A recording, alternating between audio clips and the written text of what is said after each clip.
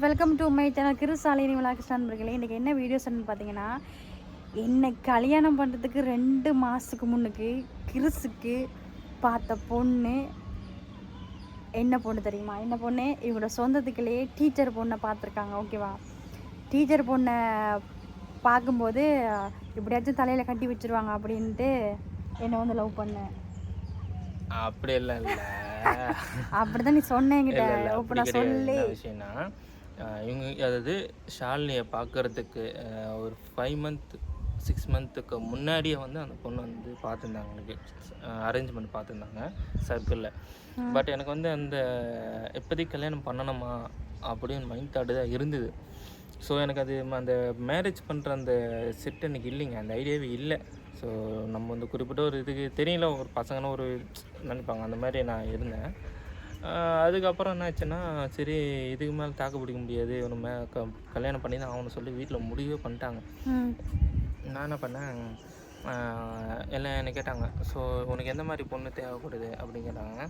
So நான் சொன்னேன், இவங்க எப்படியும் நர்ஸு டீச்சர் சொன்னால் ஈத்தடிப்பாங்க, அவ்வளோ சீக்கிரம் கிடைக்காது, ஏன்னா நர்ஸு டீச்சர் பொண்ணுலாம் கொஞ்சம் ஹை ரேஞ்சு பார்ப்பாங்க.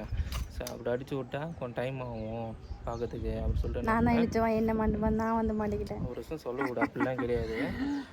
நான் என்ன சொன்னேன், சரி ஒரு டீச்சர் பொண்ணோ இல்லை நர்ஸு பொண்ணோ பாருங்கள் அப்படின்னு சொல்லிட்டு நான் சொல்லிட்டேன். நான் சொன்ன பிறகு என்ன சொன்னாங்க, சரி இவன் கேட்குறானே டீச்சர் நர்ஸ் பொண்ணு கேட்குறானே அப்படின்னு சொல்லிட்டு தேட ஆரம்பிச்சிட்டாங்க. நான் நினச்சேன்னா சரி கிடைக்காதுன்னு நினச்சேன், பார்த்தா டீச்சர் பொண்ணு கிடச்சிச்சு. ஆச்சரியம், டீச்சர் பொண்ணு கிடச்சிச்சு. எல்லாமே பார்த்துட்டாங்க, பார்த்துட்டு ஃபோட்டோலாம் அனுப்பிச்சாங்க. ஃபோட்டோலாம் பார்த்துட்டு சரி ஓகே அப்படின்னு சொல்லிட்டு எனக்கு திக்குங்கிறது ஒரு பக்கம், என்னடா டீச்சர் பொண்ணு நர்ஸு பொண்ணு ஹை கிளாஸ் யோசிப்பாங்க, ஒன்று திடீர்னு ஓகே பண்ணிட்டாங்க, என்ன விஷயம் தெரியலன்னு சொல்லிட்டு எங்கள் அம்மாட்ட நோண்ட ஆரம்பித்தேன்.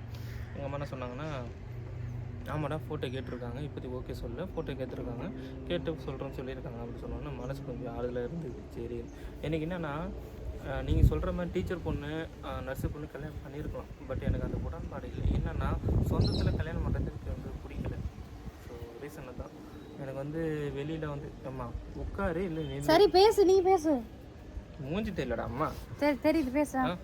அதாவது எனக்கு உடன்பாடு இல்லை. இப்போது ஷாலினி வந்து பார்த்திங்கன்னா, நான் வந்து அந்த மேரேஜ் பண்ணுறதுக்கு லைஃப் முன்னாடி வந்து இவன் வந்து அப்புறம் தான் என்ட்ரு ஆகிறான்.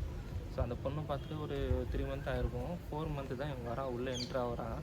அப்போது நான் வந்து இவன் லைவ் பார்க்கல, பட் ஃபர்ஸ்ட் டைம் அந்த லைவ் நான் பார்க்கும்போது இம்ப்ரெஸ் ஆகிட்டேன். ஸோ அவங்க தான் அரேஞ்ச் பார்க்குறாங்களே, ஏன் இந்த பொண்ணை நம்ம கேட்கக்கூடாது அப்படி சொல்லி தான் நான் அந்த ஒரு பிளான் வந்தது எனக்கு. ஸோ மைண்டில் தாட் வந்தது. ஸோ அதுக்கப்புறம் பார்த்திங்கன்னா வீட்டில் வந்து ஃபோர்ஸ்லாம் பண்ணல. ஸோ மேரேஜ் பண்ணிக்க அவ்வளோ ஃபோர்ஸ்லாம் பண்ணல. நான் சொல்கிறேன் ஃபோர்ஸ்லாம் பண்ணலம்மா, சொன்னாங்க. ஸோ மேரேஜ் பண்ணிட்டு இதுக்கு மேலே டைம் ஆகுதுப்பா, உனக்கு டைம் ஆகிடுச்சு, 27 வயசுக்கிட்ட ஆகுது, நீ மேரேஜ் பண்ணி ஆகணும், ஒரு வழி இல்லை சொல்லிட்டு எனக்கு ஃபோர்ஸ் பண்ண ஆரம்பிச்சிட்டாங்க. நான் சொன்னேன், சரி நான் என் விருப்பம் தானே, நான் கல்யாணம் பண்ணுற பொண்ணு நான் காமிச்சேன் ஓகே தானே உங்களுக்கு சொன்னோன்னே, சரி ஏதோ பொண்ணு பார்த்துருக்க போல அப்படின்னு கேட்டாங்க. ஆமாம் பொண்ணு பார்த்துருக்கேன். எந்த ஒரு பொண்ணுன்னு கேட்டாங்க. நான் சொன்னேன் ஸ்ரீலங்கா. என்னடா உள்ளூர் பொண்ணை விட்டு என்னடா உனக்கு கண்ட்ரி விட்டு கண்ட்ரினா விளையாண்டுக்கிறேன்னு கேட்டாங்க. இல்லை சீரியஸாக பேசிகிட்டு இருக்கேன், நான் இந்த பொண்ணு லவ் பண்ண போகிறேன் அப்படின்னு சொல்லிட்டு நான் ஃபோட்டோ காமிச்சேன்னா ஒரே ஸ்டன்னாக நின்ட்டாங்க எல்லாரும். ஏன்னா அவங்க இது வரும் முன்னாடி பார்த்துக்கிட்டே ஷாலினி. எங்கள் அம்மா ஃபஸ்ட்டு வந்து யூடியூப் சேனலில் சும்மா ஸ்மைப் பண்ணும்போது வந்து இவன் வந்துட்டு போயிருக்கா, இந்த ஷார்ட்ஸ் வீடியோ பண்ண தெரியல, அப்போ வந்து வந்துட்டு போயிருக்கா. அப்போ வந்து எங்கள் அம்மாவுக்கு வந்து ஐடியா வந்துருக்கு, இந்த பொண்ணு எங்கேயோ பார்த்துருக்கேன் சொல்லிட்டு எங்கள் அம்மா செல்ஃபோன் நோண்டா இருக்கும்போது இந்த பொண்ணு வந்து யூடியூப் பண்ணுறா அப்படி சொல்லிட்டு எங்கள் அம்மாவுக்கு அப்போ தான் தெரியும். அப்போது வந்து கேட்டாங்க, என்னப்பா யூடியூப் பொண்ணு சொல்கிறா, என்ன விஷயம் அப்படின்னு கேட்டாங்க. நான் சொன்னேன், அந்த பொண்ணு நான் இன்னும் லவ் பண்ணுற சொல்லவே இல்லை, அந்த பொண்ணுக்கிட்ட நான் அந்த லவ் பண்ணிகிட்டு இருக்கேன், அந்த பொண்ணோட பொண்ணு கேட்டு முறையாக போகணும் அப்படி சொல்லிட்டு தான் எங்கள் மட்டும் சொன்னேன். அதுக்கப்புறம் அவங்க வந்து சரி கேட்போம் அப்படின்னு சொல்லிட்டு அதுக்கிட்ட ஸ்டெப்பு எல்லாம் ஆரம்பிச்சிது. ஸோ பொண்ணுக்கிட்ட ப்ராசஸ் இதெல்லாம் ஆரம்பிச்சிது. என்னென்னா ஃபர்ஸ்ட் டைம் இவ்வளோ பார்க்கும்போது வந்து ஒரு இம்ப்ரெஸ் ஆகிட்டுங்க. ஸோ நம்ம கிடைச்ச மனைவி இந்த மாதிரி கிடைக்கணும் அப்படின்னு சொல்லிட்டு எனக்கு ஒரு மைண்ட் தாட் வந்து ஆரம்பிச்சிச்சு. கல்யாணமே வேணாம் அப்படி சொன்னவங்க கூட கல்யாணம் நடக்கிற அந்த நிலைமைக்கு மூஞ்சி வந்து காட்டி குட்டிச்சு அந்த மாதிரி. ஸோ அது என்ன மூஞ்சின்னு தெரில. நல்ல ஒரு நிமிஷம் பேசிக்கலாமா?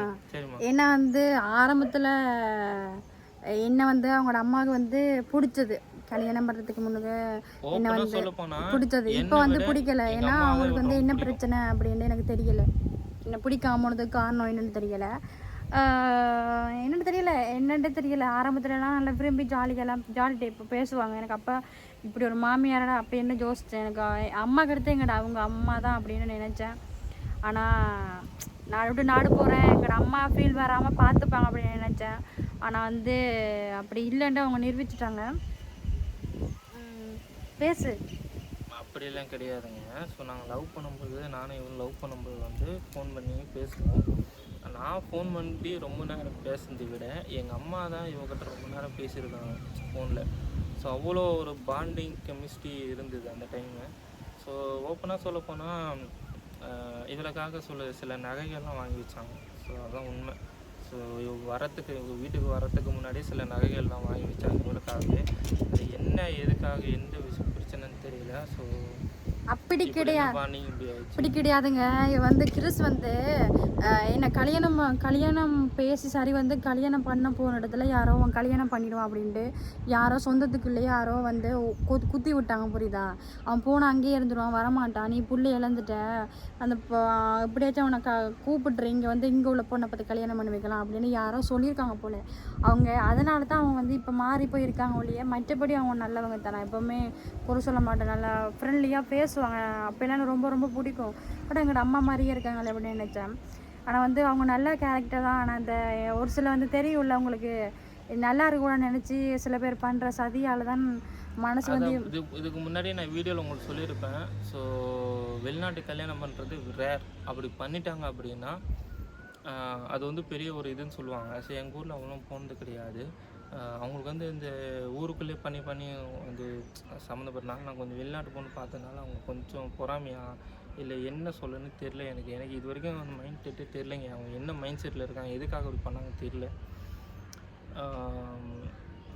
வாழ்க்கை மாறும். முக்கால்வாசி சொல்லப்போனால் இந்த ஊரில் உள்ளவங்களுக்கு சோசியல் மீடியாவில் சில பேருக்கு டச் ஃபோனே கிடையாது. சின்ன குட்டி ஃபோன் வச்சுருக்கவங்களுக்கு சில பேருக்கு டியூட்டி பண்ண அனுபவம் தெரியாது. படம் தானே அப்படின்னு பார்த்துருப்போம், இதெல்லாம் அனுபவம் தெரியாது. 1980 இருக்கிறாங்க. திடீரென்று கிறிஸ் அந்த அதில் வந்து என்ட்ரி ஆகும்போது என்ன உன் பையன் அப்படி பண்ணுறான், என்ன உன் பையன் பார் அப்படி பண்ணுறான்னு நக்கல் அடிக்கிறது. பேசிக்காக சொல்ல போனால் இலங்கையில் இவளுக்கு என்ன நடந்ததோ, யூடியூப்பில் என்ட்ரன்ஸ் வரும்போது இவளுக்கு எப்படி நடந்ததோ சேம் ப்ரொசீஜர் தான் எனக்கும் நடக்குதுங்க. என்ன உன் பையன் வந்து யூடியூப்பில் வரான்னு சொல்லிட்டு அடுத்தவன் யாரோ எந்த ஊரில் வந்தால் பிரச்சனை கிடையாது. அவங்க ஊரில் ஒரு பையனோ யாருன்னா தெரிஞ்சு வந்துட்டாங்கன்னா என்ன யூடியூப்பில் வரான் புதுசா அப்படின்னு பார்க்குறது. ஸோ அதை தான், வேறு எதுவும் கிடையாது. அவங்கள சொல்லி குத்தம் இல்லை, ஏன்னா அவங்களுக்கு வந்து சென்ஸ் கிடையாது, அறிவு இல்லை, அவ்வளோதான். ஓகே காய்ஸ், இதுதான் நான் சொல்ல வந்தேன். கிறிஸுக்கு பார்த்த பொண்ணு கிறிஸை அவங்கள விட்டுட்டு கல்யாணம் பண்ண. நானும் அடிக்கடி கேட்குற ஒரு வார்த்தை, ஏன்னா கிறிஸ் உனக்கு இவ்வளோ பொண்ணு வந்திருக்கேன், அந்த பொண்ணை கல்யாணம் பண்ணி சந்தோஷமா, ஏன்டா என்ன கல்யாணம் பண்ண, நீயும் கஷ்டப்பட்டு நானும் கஷ்டப்படணும் அப்படின்னு கேட்டேன். பிடிச்சிருந்துச்சு, என்னை விட்டு போறியாடலாம் கேட்குது. அந்த ஒரு விஷயம் என்னென்னா, இவ கேட்குற அந்த கொஸ்டினுக்கு ஒரு ஆன்சர் சொல்லிடுறேன் நான். ஸோ ஏன் அவ்வளோ பொண்ணு வந்தது, அவளை விட்டுட்டு ஏன் அவனை கல்யாணம் பண்ணான்னு ஒரே ரீசன் வந்து லவ் தான். அந்த பாண்டிங் கெமிஸ்ட்ரி வந்து எனக்கு ஓவராக ஒர்க் அவுட் ஆகிடுச்சிங்க. ஸோ எந்த பொண்ணு மேலே வராத லவ் வந்து இவங்க ரொம்ப அட்ராக்ட், ரொம்ப லவ் வந்துச்சு. அதுதான் பேசிக். ஸோ எவ்வளோ ஒரு பிரச்சனை வந்தாலும் இவளை விட்டு போகக்கூடாது அப்படின்னு சொல்கிறது மைண்ட் செட் வந்து அப்போவே, இப்போ கிடையாது. கல்யாணம் பண்ணிட்டு தான் இது பண்ணியாடா அப்படின்னு கிடையாது. இவளை எப்போ பார்த்தேன்னு, எப்போ லவ் பண்ண ஆரம்பித்தேன் அன்றைக்கே நான் ஃபிக்ஸ் பண்ணது தான். அதுதான் உண்மை. ஸோ வேறு எதுவும் நான் சொல்கிறதுக்கு இல்லை. என்னம்மா? ஓகேவா? சரிங்க, அவ்வளோ. பாய்.